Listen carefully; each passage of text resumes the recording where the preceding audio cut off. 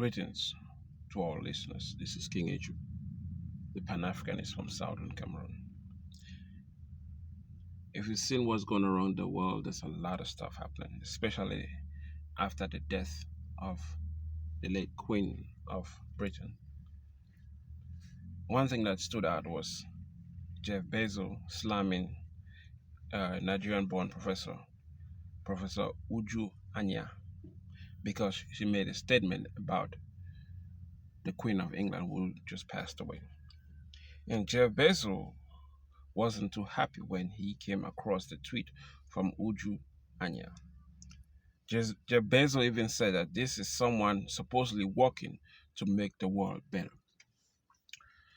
This statement, to make the world better. For some reason, Jeff Bezos doesn't understand the impact of what the Queen and Great Britain did to the world, and especially Africa, because I'm going to be concentrating about Africa, what the Great Britain, under the leadership of the late Queen, did to Africa. 30% of Africa was colonized by the British. 30%.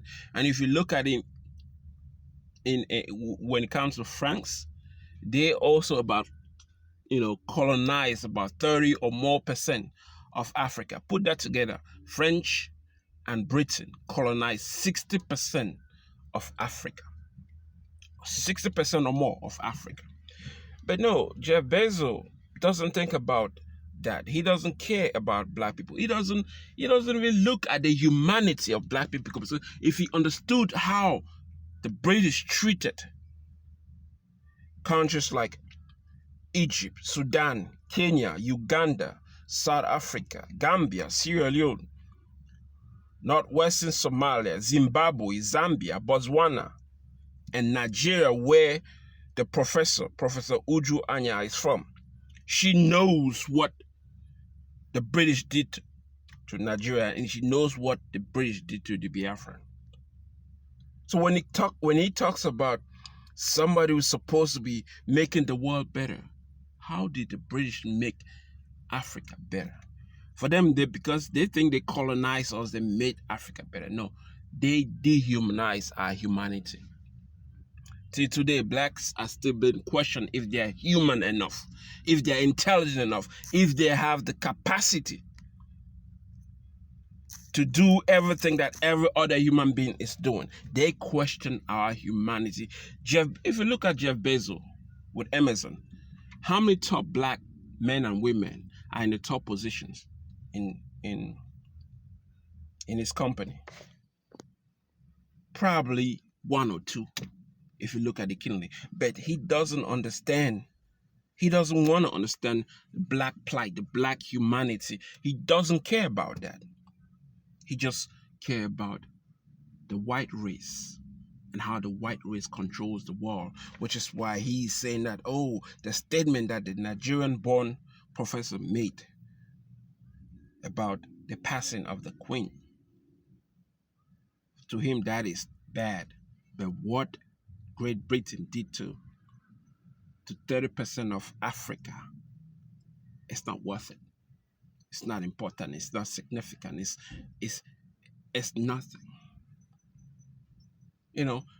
For the past years, they've been talking about critical race theory, trying to make it little, to belittle critical race theory, to make it insignificant, irrelevant in the United States. Because to them, they say the critical race theory is dehumanizing white children, because they care about white children. So when Professor Uju Anya made the statement she made, she's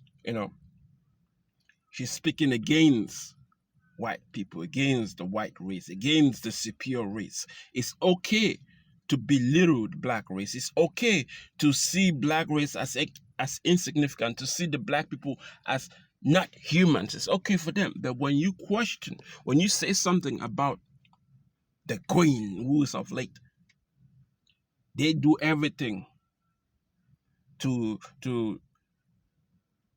stop your freedom of expression. They do everything to cancel you. They do everything possible to silence you, because the white race is the most important race. Look at what is happening inside Southern Cameroon. What is happening inside Southern Cameroon started before Ukraine, but the West only gives a damn about Ukraine. What is happening in Palestine started before Ukraine, but the West only give a damn about Ukraine. They don't give a damn about Palestine. So other race, other nations that are affected by war is insignificant. It's not important. It has no value. But when it has to do with the white race, when it has to do with a black person insulting and belittling and expressing their anger and frustration for what the Queen of Britain, the late Queen of Britain, did to Africa, over 30% of the African, that's a problem. That's a problem. That they see that as a problem, which is why we, the black race, must do everything possible to elevate our race, and we must continue to fight for black humanity, because across the world there is classification in humanity, and in this classification in humanity, the white race is the top race. The black race is at the bottom.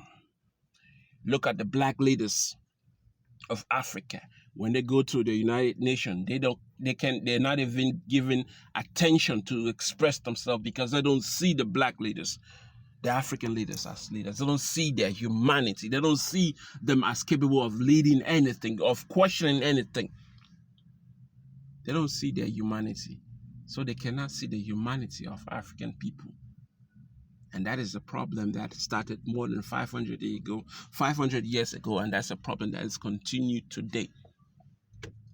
You know, the Queen saw Southern Cameroon as a nation that cannot be a nation, a little nation, which is why she sold Southern Cameroon to France, sold a group of people with land to France, because the nation was small and valueless. They had vast land across the world that was important, that was significant, that needed their attention.